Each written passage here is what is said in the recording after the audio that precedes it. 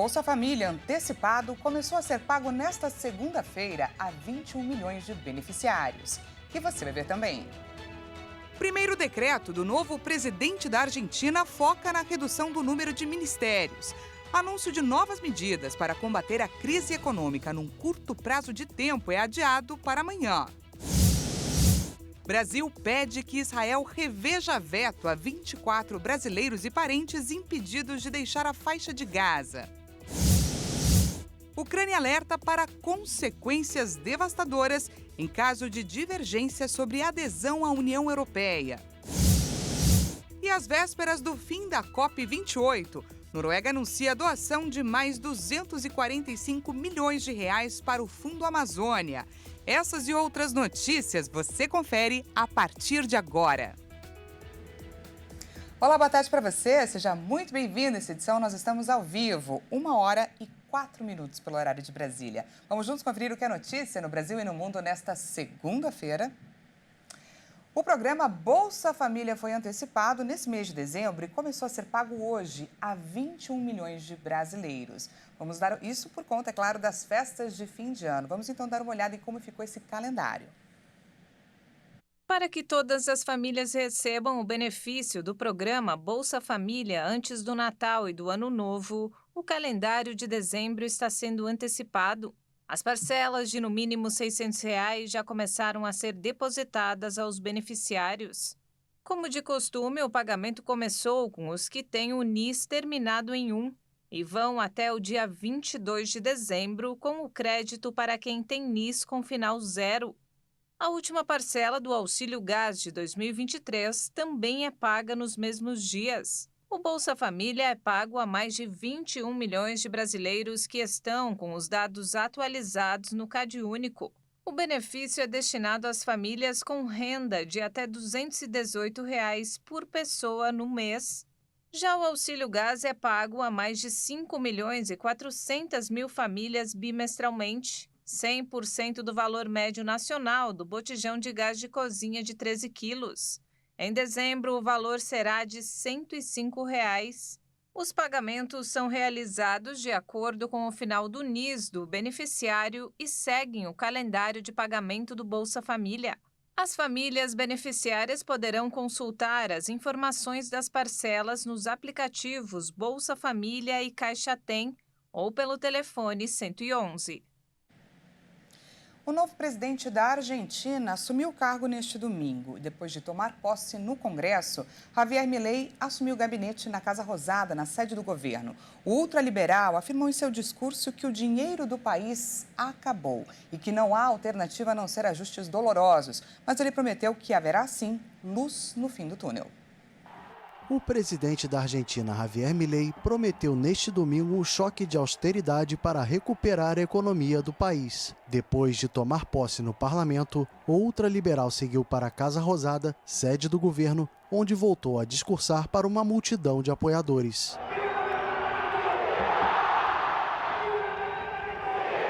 Antes, durante pronunciamento no Congresso, o presidente disse que o dinheiro da Argentina acabou. Milei também afirmou que a situação do país deve piorar no curto prazo, mas que em breve os resultados das medidas de austeridade vão aparecer. E lamentavelmente tenho que dizer outra vez, não há dinheiro. Não há plata.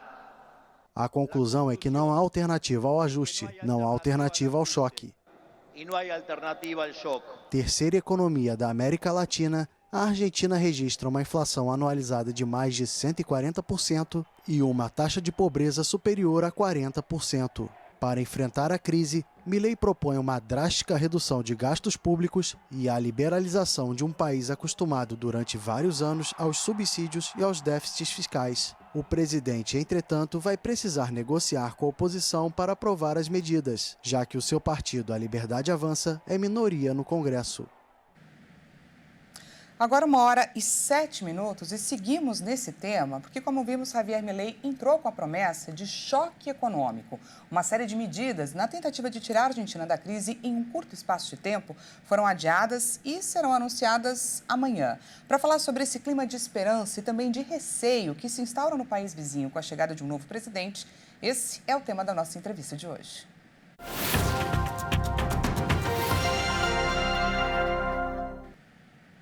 Chamo agora para a nossa conversa o analista de política internacional, Vladimir Feijó. Seja muito bem-vindo mais uma vez aqui no nosso espaço, Vladimir. Boa tarde, Dani. É uma satisfação estar de volta. A gente que agradece a sua disponibilidade.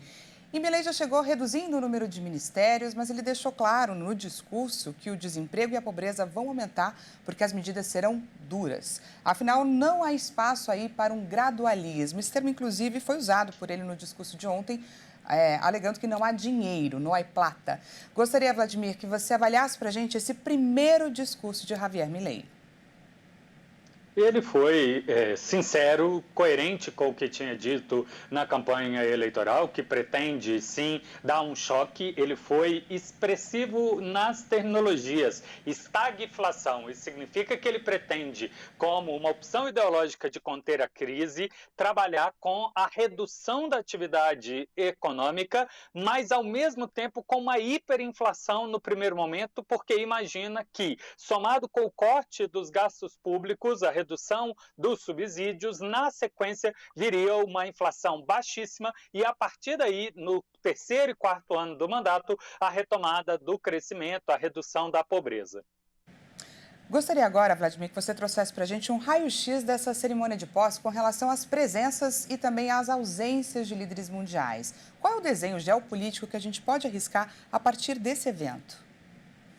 Essa foi uma cerimônia que quebrou um tanto de protocolo, dentre eles também a presença de autoridades internacionais, mas que deixaram aí uma imagem que a Argentina de Milei vai adotar uma política bilateral ideológica, se aproximando daqueles que compartilham da mesma ideologia, e na escala global uma aproximação do Ocidente. A gente teve apenas 8 dignatários estrangeiros, os vizinhos Paraguai, Uruguai e Chile, que muito dependem da economia da Argentina e, junto do Brasil, esperam o projeto bioceânico ser uma fonte de destrave, junto do Equador. Fora isso, o rei da Espanha e presidentes da Hungria, de alinhamento ideológico, Zelensky, e o presidente da Armênia, 2 países que estão sob ocupação estrangeira e que desejariam esse holofote. Mas a gente não viu nenhum país do G20, nenhum país do G7, nem dos BRICS, demonstrando então que, de alguma forma, o Milei ainda vai ter que trabalhar bastante para passar o chapéu e conseguir reestruturar a dívida da Argentina com as principais economias. Interessante. E é importante agora a gente pontuar para quem nos assiste que a Argentina é o nosso terceiro maior cliente em termos de parcerias comerciais, exportações e também de importações. Na sua opinião, a gente já pode entender melhor como que vai ficar essa relação Brasil e Argentina? Pois é, a gente tem um redesenhado do alinhamento político, mas que não é diferente do que vivemos entre 2019 e 2022. Países que dependem um dos outros, mas que vão arrastar as negociações do Mercosul e das relações bilaterais, porque confiarão exclusivamente na diplomacia tradicional, os diplomatas de carreira, e não tendo uma ótima ponte da diplomacia presidencial. Do lado dos negócios brasileiros, a gente tem o setor da indústria, que compartilha com a Argentina, o setor de autopeças, por exemplo, de automóveis, para atração de investimento nesses 2 países de marcas globais. E no setor da agricultura, tanto o agro do Brasil quanto da Argentina produzem os mesmos produtos de exportação e estão aliados na tentativa de quebrar o protecionismo europeu e de outros países do mundo na rodada Doha. Então a gente pode esperar, sim, pelo menos na parte tradicional, na parte profissional, que a parceria vai continuar tentando gerar oportunidades, até porque o lobby, a pressão dos setores industriais e da agricultura vão fazer qualquer entrave ideológico não ser uma barreira para uma boa relação econômica. E a gente fica aí na expectativa e acompanhando de perto, né, esses novos desdobramentos com a chegada de Javier Milei na presidência da Argentina. Nós conversamos com Vladimir Feijó, analista de política internacional. Vladimir, muito obrigada pela sua participação aqui com a gente. Boa tarde. Até mais. E a entrada da Ucrânia para o bloco da União Europeia volta à pauta nessa semana durante uma cúpula que vai discutir a polêmica questão da ampliação. Diante desse momento decisivo, a Ucrânia alertou para consequências devastadoras em caso de divergência sobre a adesão. O ministro das Relações Exteriores da Ucrânia, Dmytro Kuleba, advertiu nesta segunda-feira a comunidade internacional para as consequências caso a União Europeia não alcance um consenso sobre a abertura de negociações para a adesão do país ao bloco, no âmbito de um processo de ampliação. Não consigo imaginar, nem sequer quero falar sobre as consequências devastadoras que irão ocorrer caso o Conselho não tome esta decisão, não só no que diz respeito à Ucrânia, mas num sentido mais amplo sobre a questão da ampliação. Em junho de 2022, a União Europeia concedeu à Ucrânia o status formal de país aspirante à adesão e apresentou um plano inicial de reformas para permitir o avanço das negociações. Kiev afirma que cumpriu a maioria das demandas. Esta semana, o bloco realiza um encontro de cúpula. A reunião terá como principal tema a ampliação do bloco, em particular a resposta às pressões da Ucrânia para iniciar as negociações formais para a adesão. O primeiro-ministro da Hungria, Viktor Orbán, ameaça bloquear a discussão por considerar que a UE precisa, antes, iniciar um debate estratégico sobre as relações com a Ucrânia e somente depois tomar uma decisão sobre uma eventual adesão. O chefe da diplomacia europeia, Joseph Borrell, fez um apelo e defendeu a unidade do bloco. E veja a seguir, Brasil pede que Israel reveja veto a 24 brasileiros e parentes impedidos de deixar a faixa de Gaza. E ainda, às vésperas do fim da COP28, Noruega anuncia a doação de mais de 245 milhões de reais para o Fundo Amazônia. Nós voltamos já, não perca!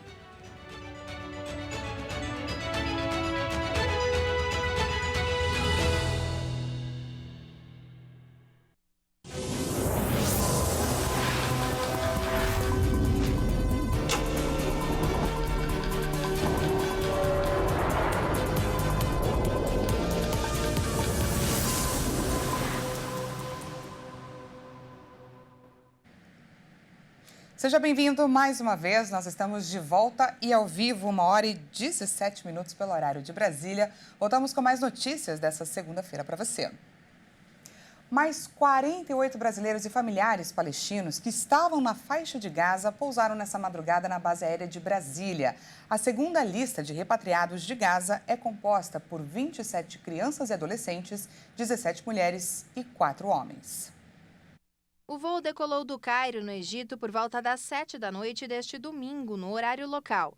Eles estavam a bordo da aeronave KC-30 da Força Aérea Brasileira e foram repatriados pela Operação Voltando em Paz.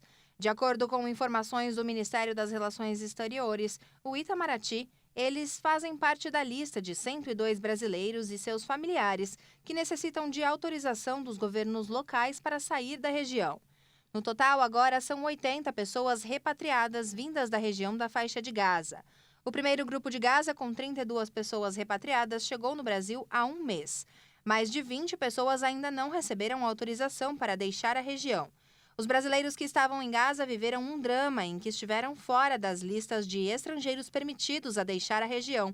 Essa situação se estendeu até o dia 1º de novembro. A repatriação realizada pelo governo federal é chamada de Operação Voltando em Paz e já trouxe mais de 1.500 pessoas ao Brasil, todas provenientes de Israel e, mais recentemente, da Cisjordânia e da faixa de Gaza. Com os repatriados da segunda lista, foram resgatados 1.525 pessoas e 53 animais de estimação. Bom, e o ministro das Relações Exteriores, Mauro Vieira, pediu ao chanceler israelense Eli Cohen que o país reveja essa negativa para que o grupo de 24 brasileiros e parentes de brasileiros deixasse a faixa de Gaza. Agora a gente fala sobre um outro tema que tem gerado bastante tensão também, só que na América do Sul. Com o intermédio do presidente Lula, Nicolás Maduro e o presidente da Guiana, Irfan Ali, devem se encontrar nessa quinta-feira. A reunião está prevista para acontecer no Caribe e busca resolver essa disputa pelo território de Essequibo. O diálogo deve ser o grande aliado da disputa pelo território de Essequibo, na Guiana, reivindicado pela Venezuela. Segundo a chancelaria do país caribenho, uma reunião entre os presidentes Irfan Ali e Nicolás Maduro foi marcada para o dia 14 de dezembro e deve acontecer em São Vicente e Granadinas. O encontro foi marcado por intermédio do presidente Lula, que manteve conversas com o presidente de São Vicente e Granadinas, Ralph Gonçalves, e com Nicolás Maduro, em busca de uma resolução pacífica para o conflito.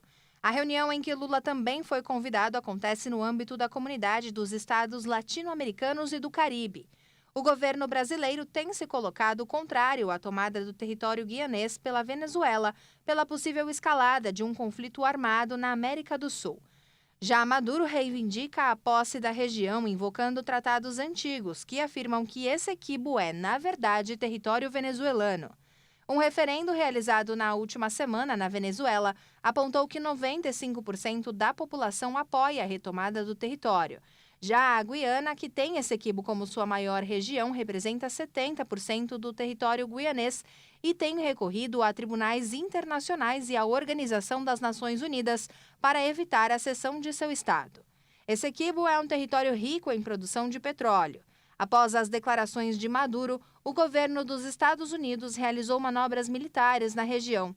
O Brasil também fez movimentações militares na região.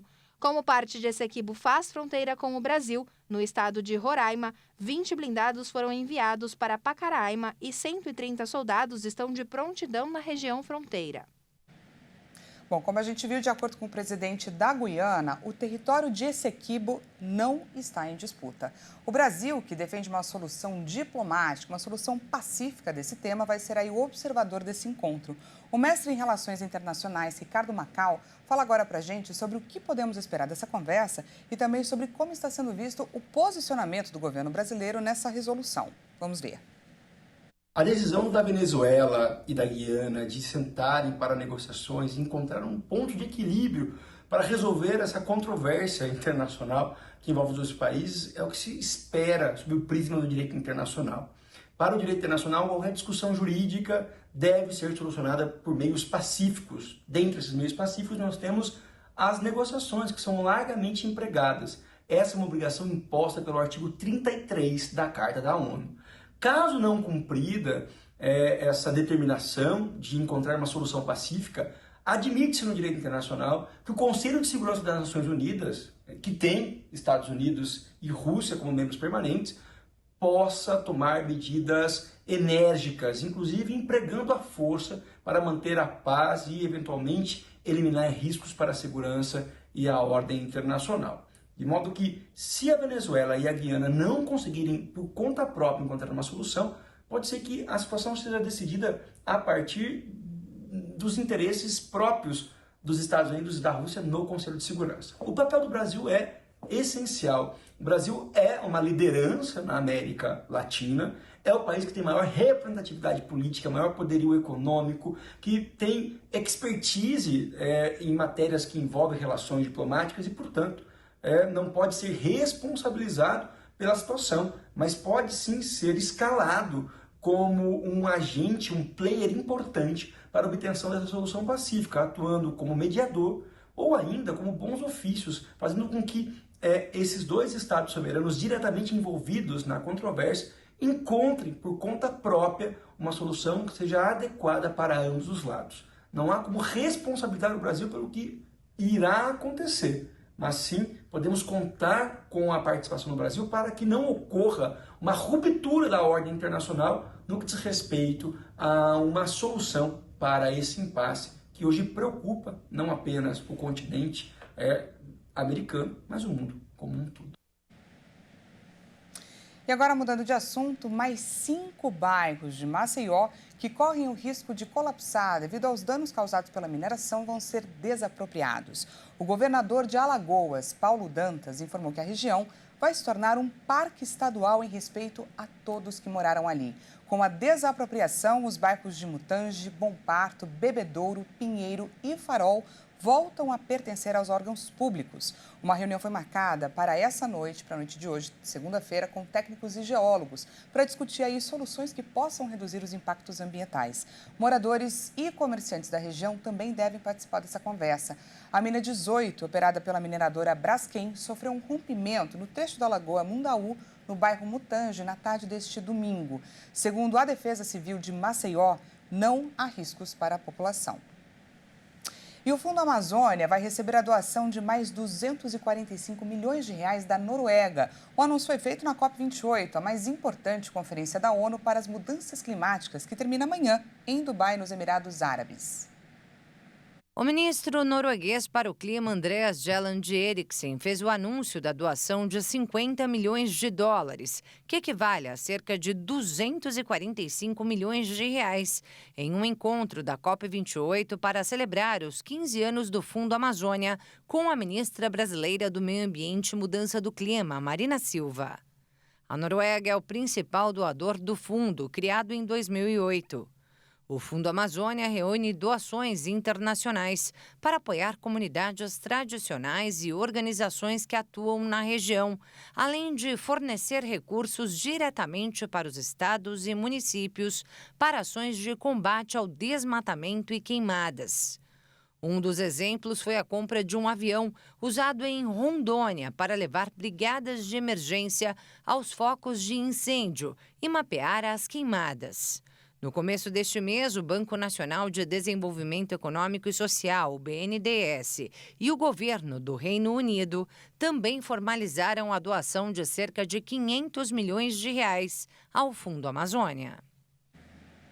E a cúpula da COP28 oficializou a decisão de eleger Belém, no Pará, como a sede da COP30, em 2025. Com isso, a cidade brasileira se torna o palco crucial para as discussões sobre as mudanças climáticas. Essa edição fica por aqui, mas antes eu te transporto rapidamente para a Alemanha, para a cidade de Naumburgo, que fica localizada nas margens do rio Seil. Como você pode ver, essa daí é uma cidadezinha pacata, daquelas de interior, sabe? Tem cerca de 30 mil habitantes, mas parece muito acolhedora, também muito segura. A gente vê agora imagens da praça da cidade com diversas atrações, incluindo aí patinação no gelo, para combinar, é claro, com o clima da cidade, que nesse momento está fazendo 9 graus. Eles estão, gente, 4 horinhas aí na nossa frente, portanto, enquanto para a gente 1 hora e 27 minutos, lá agora 17 horas e 27 minutos. Gostou dessa imagem? Gostou de ser transportado rapidamente para, Alemanha? Muito obrigada pela sua companhia. Não se esqueça que daqui a pouco Juliana Dariva é quem chega com mais informações para você. Uma ótima tarde e amanhã eu te espero às 8h30 da manhã.